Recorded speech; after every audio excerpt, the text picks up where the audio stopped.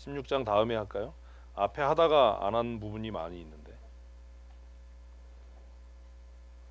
누가복음이 조금 비유가 어려운 부분들이 있어요. 그래서 우리 12장은 한번 전체를 쫙 살펴봤죠. 그래서 어떻게 한 장이 어떤 그 통일성을 갖는가라고 하는 것들을 살펴봤고, 또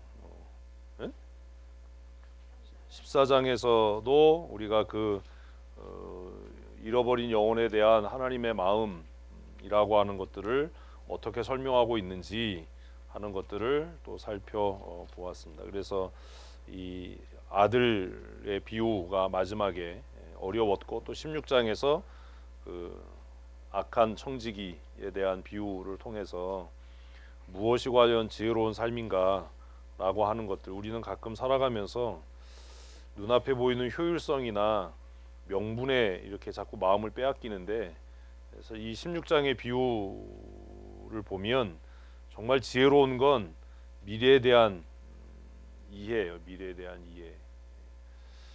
그런 것들을 하나님께서 우리에게 주셨으면 좋겠다라는 생각을 아까 잠깐 박민철 집사님하고 얘기하면서, 교회도 그 부흥, 교회 성장과 부흥이라고 하는 것도 이렇게 리듬이 있어요. 그래서 대부분 리더십이 바뀌고 나서 5년 안에 교회가 숫자적으로 느는 그런 일을 경험합니다. 모든 교회들이 그 리듬을 잘 타고 성장하면 되는데, 그렇게 성장해 가는 과정에 꼭 반드시 싸워요. 왜 싸우냐면 싸울 수밖에 없어요. 구조적으로. 왜 그러지요? 기존에 있는 성도들의 기득권과 새로 교회에 진입한 사람들 간에 보이지 않는 그 긴장이 있어요. 이런 것들을 잘 조정하고 관리해야 되는데, 그런 것들을 조정하고 관리할 수 있는 리더십이 없으면, 완충 역할을 하지 못하면 교회가 갈라집니다. 그래서 더 많이 빠져나가는 거예요. 있던 것보다. 어디서 소리가 나나 그랬더니 미쳤나 봐요. 얘가 떠들어요. 얘 웬일이니? 너 왜 그러니? 그리고 또 하나 이제 교회가 그 성장의 리듬을 타는 그 과정은 예배당 건축이에요. 그 예배당을 새로 건축하면 대부분의 교회들이 성장을 해요. 양적으로. 근데 예배당 공사를 끝내고 나서 모든 교회가 성장하냐? 그렇지 않은 경우가 있어요. 어떤 경우인지 아세요? 예배당 공사 끝내고 싸워요. 또 왜 싸우는지 아세요? 그거 잘 모르죠. 그래서 대부분의 교회들이 이렇게 교회가 직접 직영하는 공사를 피하는 이유가 있어요. 돈이 없어도 직영 공사를 안 하려고 그래요. 교회들이. 여러 가지 이유가 있는데, 이렇게 직영하게 되면 반드시 싸우는 일이 생겨요. 우리가 어떤 업체를 선정해서 맡기면 비난의 대상이 누가 돼요? 그 업체가 돼요. 그러니까 우리끼리 싸울 일이 없어요. 근데 이렇게 우리 교회처럼 이제 직영을 하게 되면 어떤 일이 생기는지 아세요? 불편하단 말이에요. 성도들이 쓰는데 이거 왜 이렇게 했지? 그러면 누군가 비난의 대상이 되는 겁니다.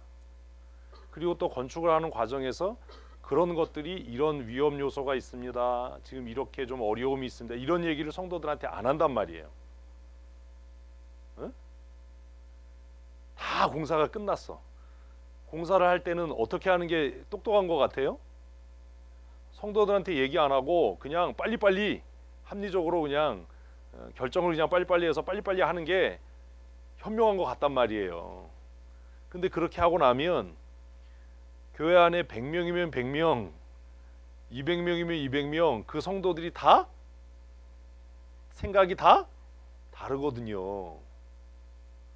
그럼 이제 무슨 얘기예요? 누가 이거 결정했어? 누가 이렇게 했어?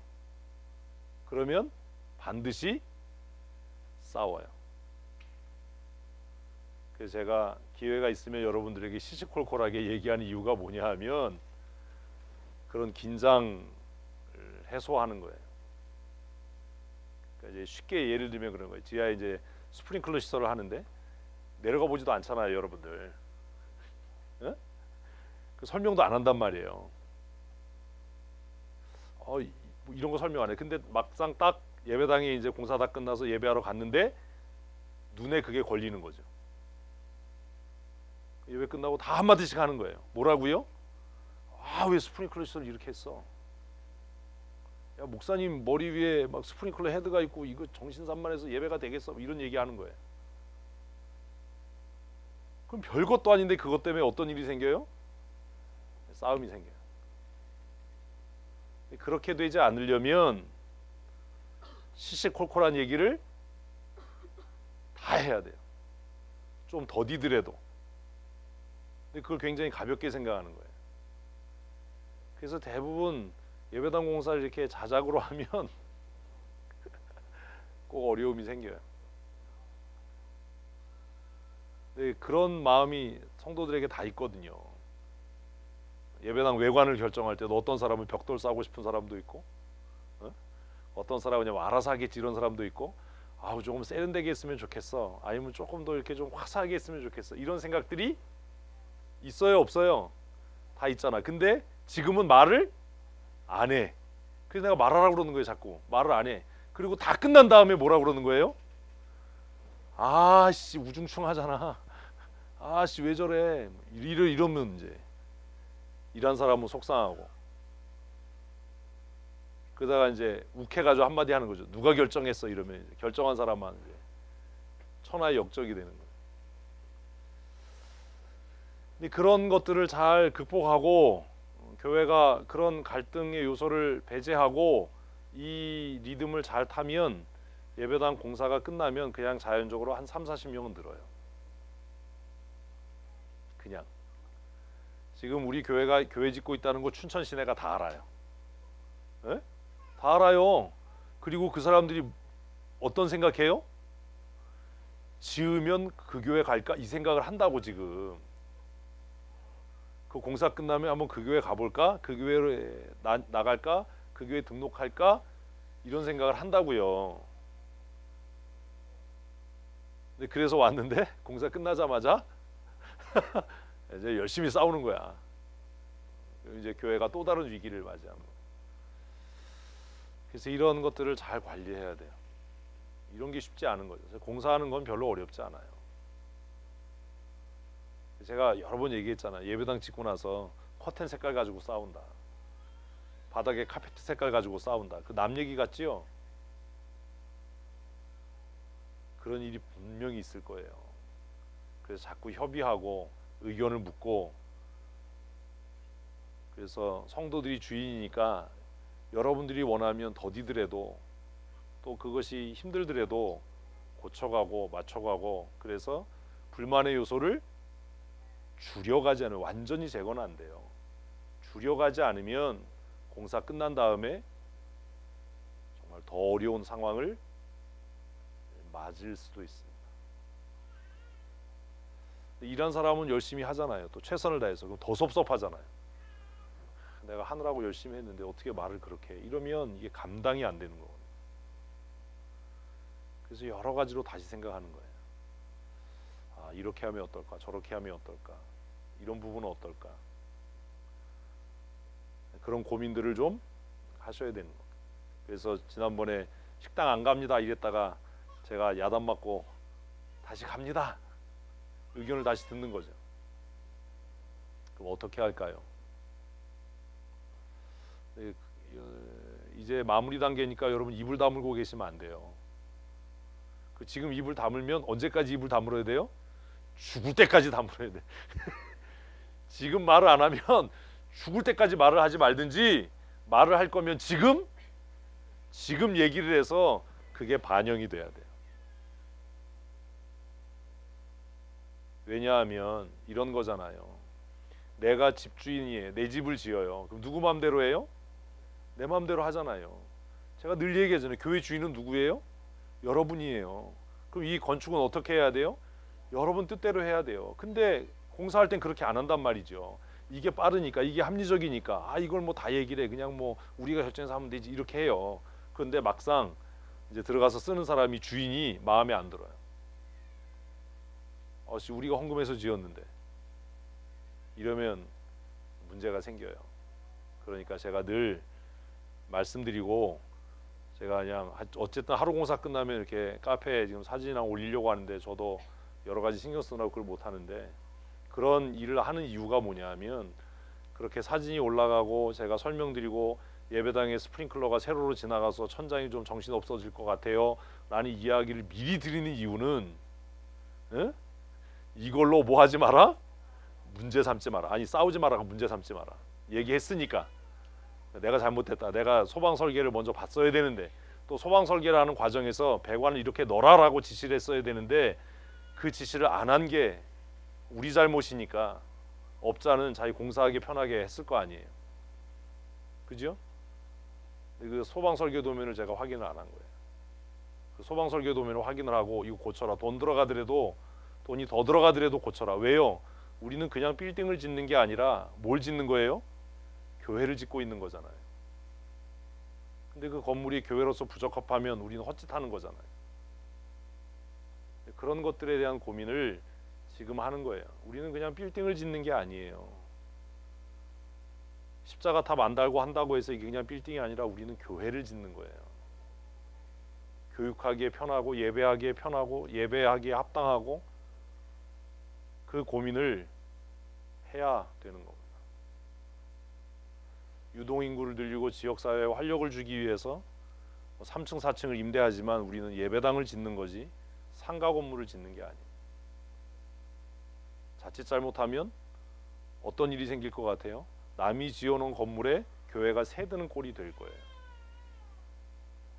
교회가 상가 건물이나 이렇게 남의 건물에 새들지 못하는 이유는 층고가 낮아서 그런 거예요. 교회 건물이 뭐 층고가 그래도 5m 이상 6m 이렇게 되는데 그렇게 짓는 건물은 없잖아요. 교회로 썼던 건물은 다른 건물로 사용을 못해요. 층고가 높으니까 활용도가 없어서. 그래서 그런 부분들을 성도들이 다 이해하셔야 됩니다. 그러니까 우리는 두 가지 목표를 지금 위해서 일을 하니까, 예배당을 지으면서 일반 빌딩을 짓는 것처럼 이렇게 하니까 그 사이에 충분한 이해가 없으면 다 끝나고 나면 이것도 아니고 저것도 아닌 어정쩡하게 남의 건물에 교회가 새들어 사는 것 같은 그런 형태가 될 수밖에 없다라는 거.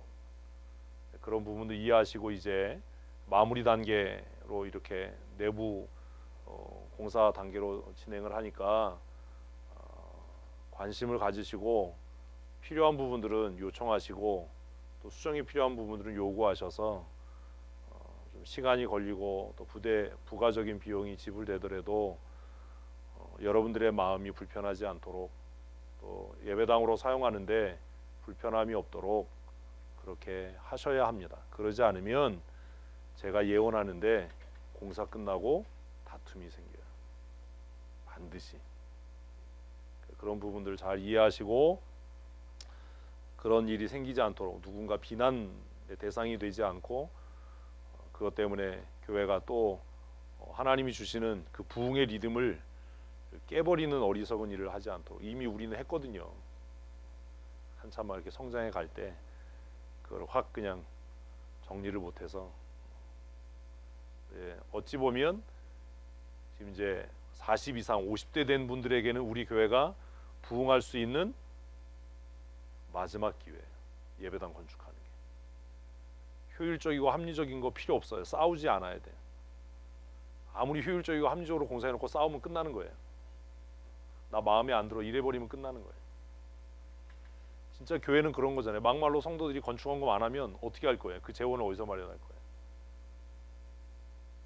그런 부분들에 있어서 여러분들이 잘 이해하시고 그리고 함께 협력하셔야 됩니다. 그리고 지금 이제 이미 우리 작정한 것들을 헌금하고 있지만 준공할 때까지 부족한 부분이 있으니까 올해는 조금 살림을 허리띠를 좀 졸라매셔서 10의 2조를 한다라는 마음으로, 11조가 아니라 10의 2조를 한다는 마음으로 그렇게 해주셔야 돼요. 지금 뭐 융자를 더 받아서 20억을 융자 받는다. 융자 받는 건 쉬워요. 그 다음에는요. 그거 어떻게 감당할 건데요? 그죠?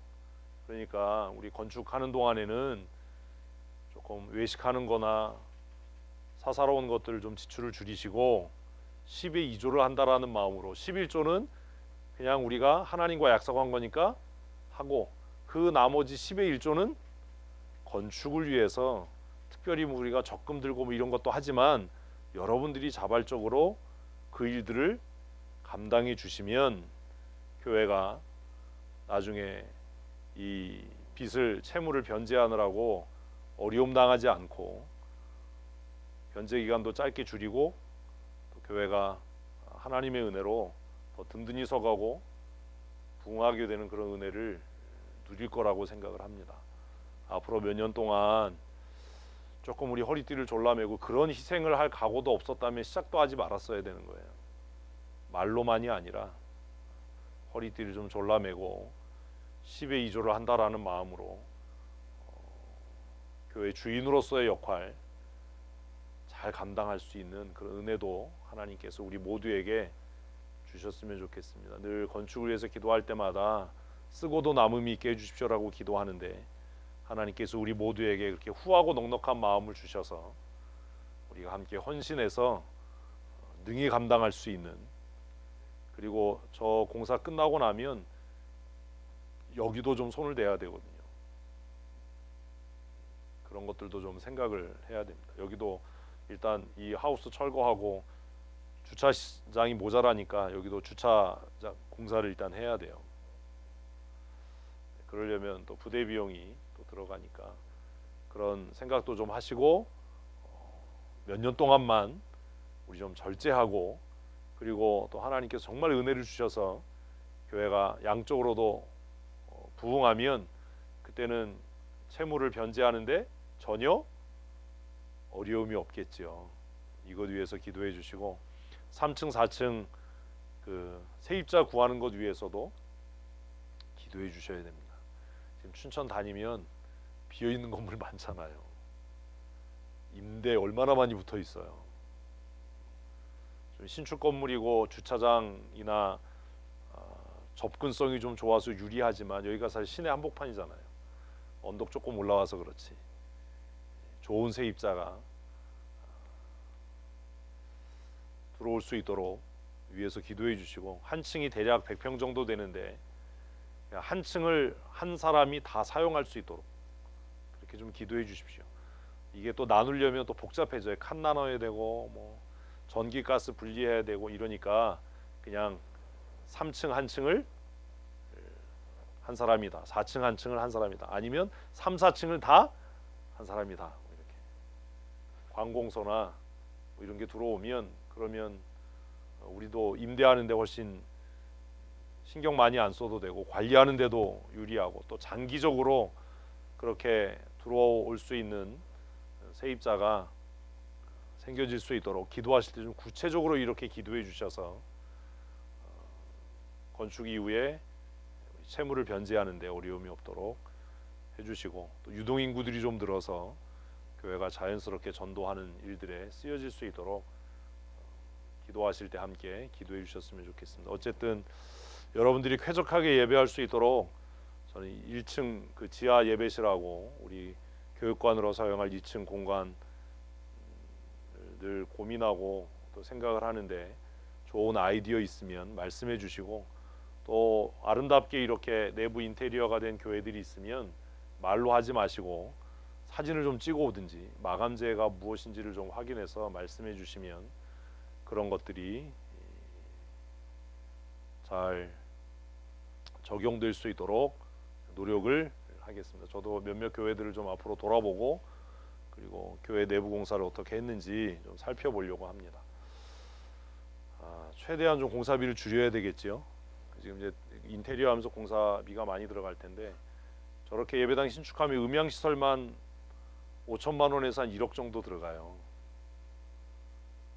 그렇게 할 수가 없잖아요 우리가. 그래서 우리는 새 예배당 들어가면서 음향시설 그대로 저거 쓸 거예요. 지난주에 행사하면서 선배 목사님들 만났는데 다 그 얘기하더라고요. 제일 먼저 묻는 게 뭐예요? 이 목사 음향 어떻게 했어? 내가 소개시켜 줄까? 우리 교회 이렇게 했는데. 그래서 지금 일산에 선배 목사님 교회가 100평이래요. 딱 우리 교회 100평 정도 되는데 거기 중위층까지 해서 400석 정도 된다는데 자기네 교회 음향시설 한 얘기하면서 이 정도는 줘야 돼. 선배 목사님들이 음향에서 돈을 깎는 목사는 바보야. 근데 그분들이 얘기한 액수는 아우 어떻게 하기로 했냐 해서 아무 말도 안 했어요. 기본적으로 뭐 이런 건 해야지. 그렇게 하면 8,000만 원에서 1억이 넘어요. 100평 정도 이렇게 음향시설 하는데 이제 그런 부분들을 우리가 좀 아끼고 절약해서 최소한의 투자로 최대한의 효과를 거둘 수 있도록 저도 그렇게 할 테니까 여러분들도 기도하시면서 함께 헌신해 주시고 동역해 주십시오. 아 이거 몇 푼 안 되는데 이게 무슨 도움이 될까 그렇게 생각하지 마세요. 이번 주에 뭐 카페 한번 가고 싶었는데 예배당 공사하니까 참아야지 그러면 그 주간에 7,000원 건축원금 하시면 돼요. 이게 굉장히 중요한 거예요. 그 액수가 중요한 게 아니라 그 마음가짐이 중요한 거예요. 오늘 외식 한번 하기로 했는데 내가 외식 안 하고 이 건축원금 15,000원 별거 아닌 것 같지요? 그 우습게 생각하면 망하는 거예요. 그게 우습지 않아요. 그런 것들이 모여지면 물고기 몇 마리요?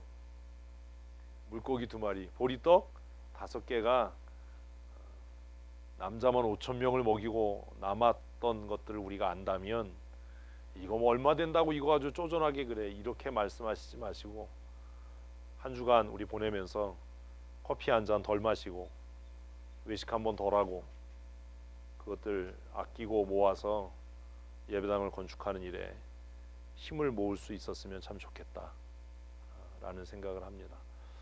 그런 마음가짐이 있으면 하나님께서 우리의 헌신에 넘치는 은혜와 복을 주실 줄로 믿습니다.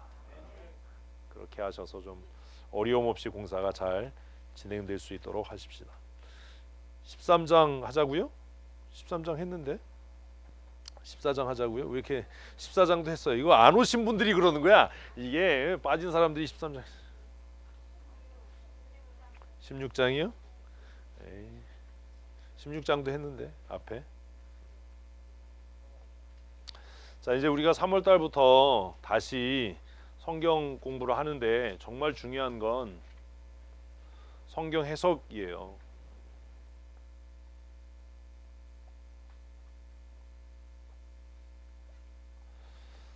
그 유튜브나 뭐 기독교 채널이라고 하는 방송들에 나와서 이런저런 이야기하는 분들의 이야기를 가끔 이렇게 들으면 참 마음 아프고 답답할 때가 있어요. 왜냐하면 신학교 교수 입문도 있고 뭐 타교 다니긴 하지만 다 목사 안수 받은 사람들이고 유학 갔다 온 사람들인데 하는 얘기 들으면 기독교인이 아니에요.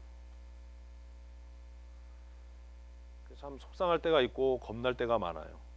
야 이거를 그냥 듣는 성도들은 이걸 어떻게 받아들일까, 어떻게 이해를 할까? 그런 게 참 문제지요. 그래서 우리 교단 신학교도 지금 그런 것 때문에 문제인데 가장 중요한 건 성경 해석입니다. 얘가 문제인 거예요. 여러 번 말씀드린 것처럼 중세교회가 타락한 이유는 성도들이 성경을 읽을 수 없었기 때문이에요.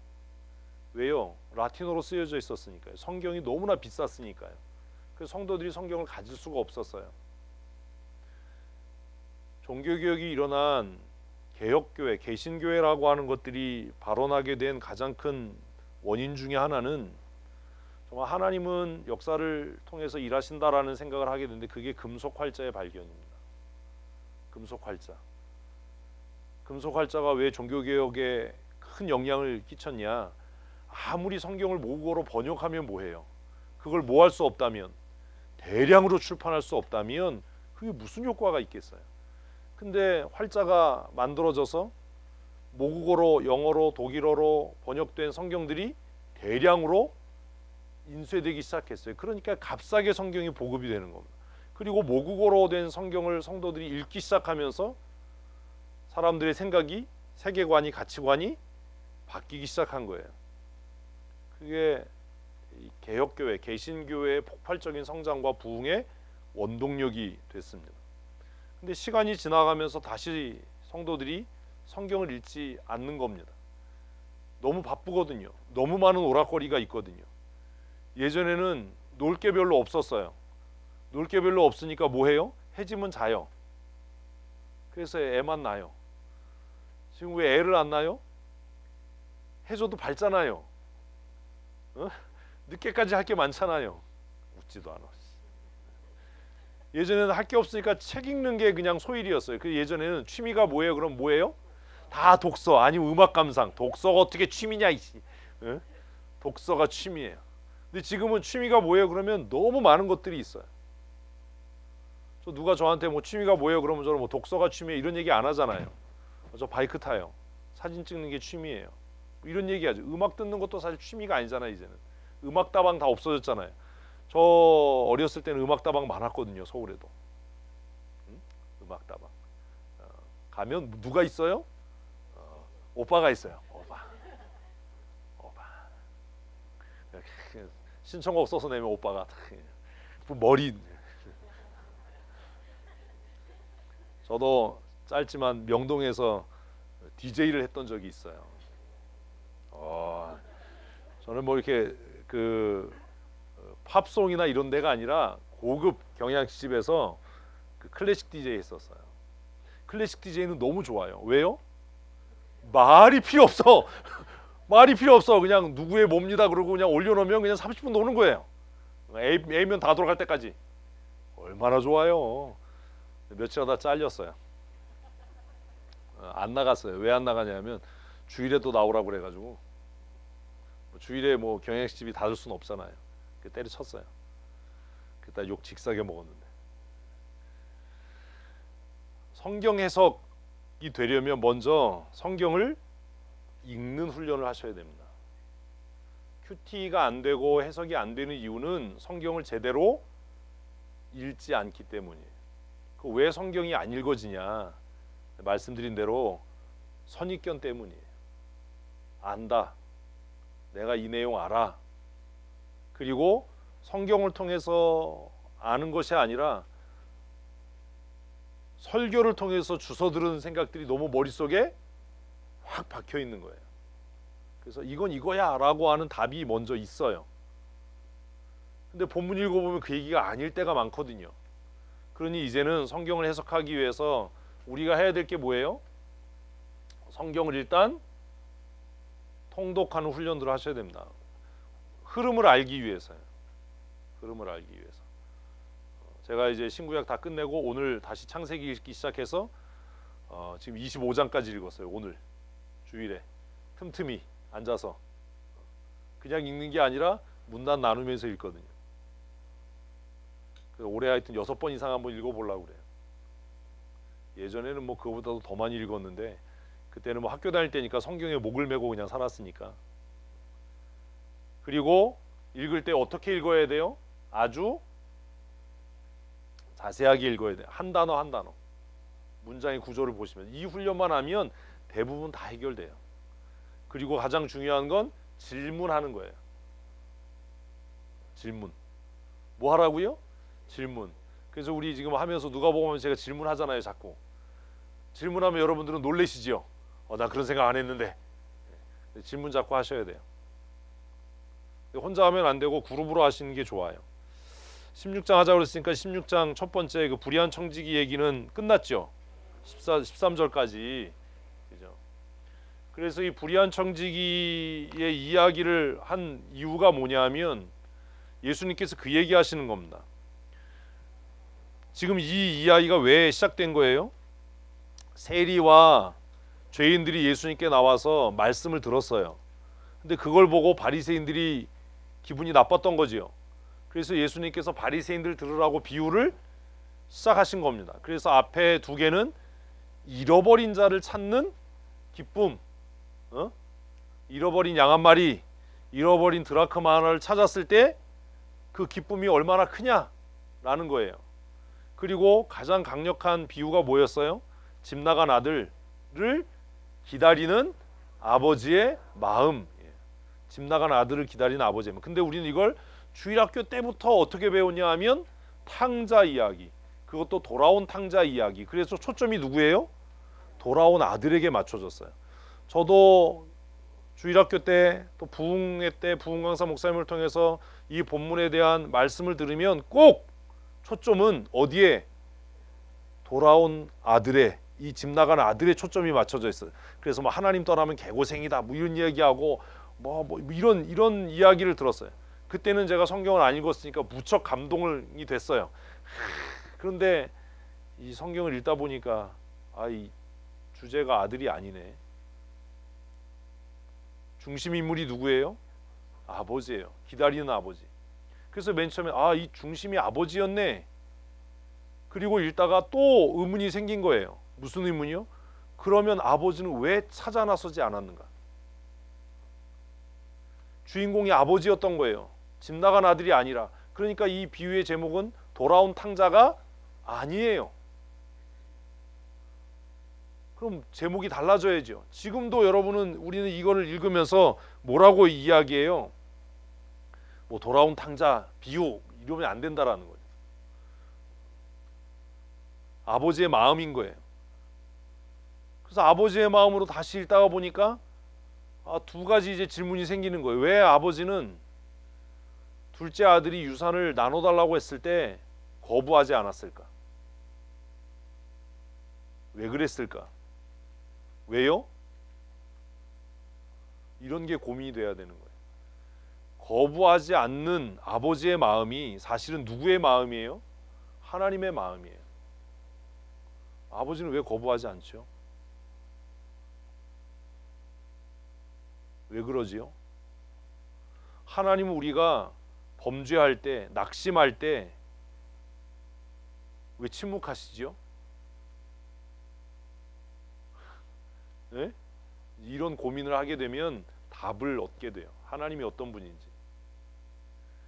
왜 그토록 몸서리 쳐지게 아들이 그리운데 왜 찾아 나서지 않지요? 그게 오늘 설교예요. 그게 하나님의 공의예요. 뭐 할 때까지? 회개하고 돌아올 때까지. 회개하고 돌아올 때까지. 회개하고 돌아오면 없는 거예요. 과거를 물으면 안 돼요. 우리는 회개하고 돌아와도 과거를 문제 삼아요. 모든 성도들이 함께 고민하고 노력해서 그래도 안 되면 문제 삼지 말아야 돼요. 노력해서 안 되는 걸 어떻게 해요? 무슨 얘기인지 아시겠어요? 하려고 했는데 안 된 걸 어떡하냐고. 그게 그 다음 이야기인 거예요. 뭐 이렇게 건축하면서 제가 이런 건 좀 지금 어려움이 있어요. 이런 게 좀 문제가 있어요. 얘기하는 이유가 뭐냐 하면 더 이상 이걸로 문제 삼지 마라. 더 이상 이걸로 문제 삼지 마라. 아버지는 왜 안 찾아 나섰는가? 안 찾아 나서는 게 더 쉬울까요? 기다리는 게 더 쉬울까요? 찾아 나서는 게 훨씬 쉬워요. 기다리는 것보다. 내 아버지는 기다려요.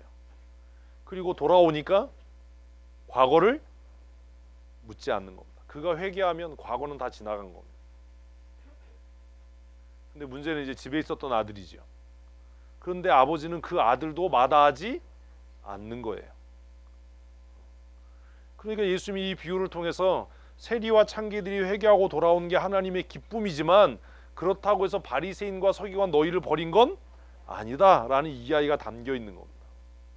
그리고 그게 이제 그 뒤로 이어져요. 그래서 불의한 청지기 이야기가 나와요. 지나간 것에 관심을 갖지 말고 어디에요? 미래에 관심을 가져야 되는 겁니다. 이걸 우리가 개선할 수 없는 문제라면 더 이상 그걸로 문제 삼으면 안 되는 겁니다. 그러니까 지금 우리로 얘기하면 그런 거예요. 소방배관이 그렇게 지나갔어요. 왜 그렇게 했어요? 누가 잘못했어요? 이 얘기 할 필요 없다는 거예요. 이제 무슨 얘기 해야 돼요? 그러면 어떻게 할 거냐? 그러면 어떻게 해결할 거냐? 항상 우리의 관심은 어디에 있어야 돼요? 미래에 있어야 돼요. 왜 그렇게 했냐? 왜 그랬냐가 아니라 그러면 어떻게 할 거냐? 그러면 어떻게 할 거냐? 이 불의한 청지기는 그거예요. 내가 좀 정직하게 살았으면, 내가 주인의 것을 탕진하지 않았으면 그렇게 안 해요. 우리는 그렇게 하면 회개하는 것 같아 보이잖아. 그건 회개가 아니라 뭐예요? 후회예요. 후회와 회개는 달라요. 우리는 날마다 뭐 하고 살아요? 계속 후회만 하고 살아. 근데 또 후회를 해. 왜? 후회를 하느라고 어떻게 할까를 생각하지 못하는 거예요. 후회하느라고 어떻게 생각할까를 생각을 못해. 근데 이 불의한 청지기가 지혜로운 이유는 주인이 너 이제 사물을 그만둬라고 얘기할 때, 아 내가 그때 좀 정직했으면 내가 가서 한번 빌어볼까? 내가 그냥 뭐 어떤 이게 아니라 무슨 생각하는 거예요? 그러면 내가 앞으로 어떻게 살까? 그러면 내가 어떻게 살까?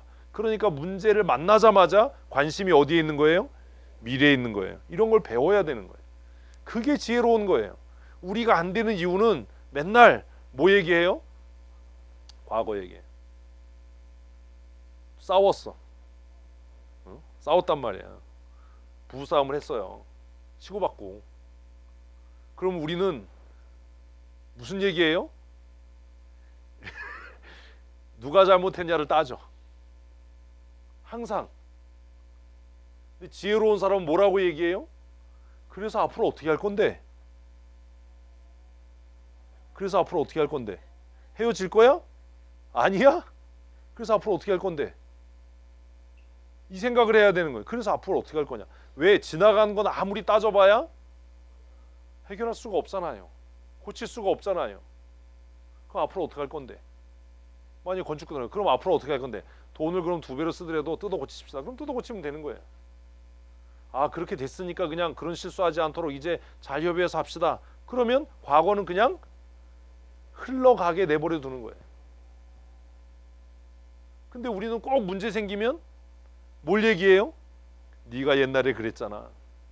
어? 왜 그랬어? 그거 한다고 해서 뭐가 달라지냐고. 어? 아 내가 그때 왜 그놈의 새끼를 만나가지고